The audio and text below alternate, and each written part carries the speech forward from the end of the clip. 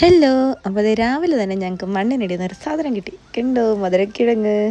Excitement എടുത്ത peak എന്ന് പറയത്തില്ലേ, ആ ഒരു അവസ്ഥയായിരുന്നു ഞങ്ങൾക്ക്. കാരണം ഇത് ഞങ്ങൾ കൃഷി ചെയ്തിട്ടുള്ള സാധനമല്ല.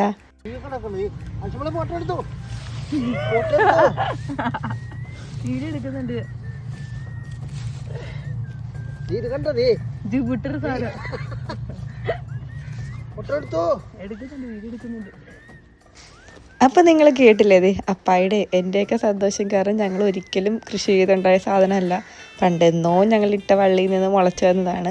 ഇന്ന് പ്രതീക്ഷിതമായിട്ട് അമ്മയ്ക്കാണ് ആദ്യം കിട്ടിയത്. ആദ്യം ഒരു സാധനം കിട്ടിയിരുന്നു, അതിൻ്റെ വീഡിയോ ഞാൻ എടുത്ത് വെച്ചിട്ടുണ്ട്, കാണിച്ചു തരാവേ. ഇതാ ഈ വലിയ ബുദ്ധിമുട്ട് സാധനം കണ്ടോ, ഇതാണ് ഞങ്ങൾ ആദ്യം കണ്ടത്. ഞാനത് കപ്പയാന്ന് പറഞ്ഞാണ് പൊക്കി വെച്ചത് അമ്മേനെ കൊണ്ട്.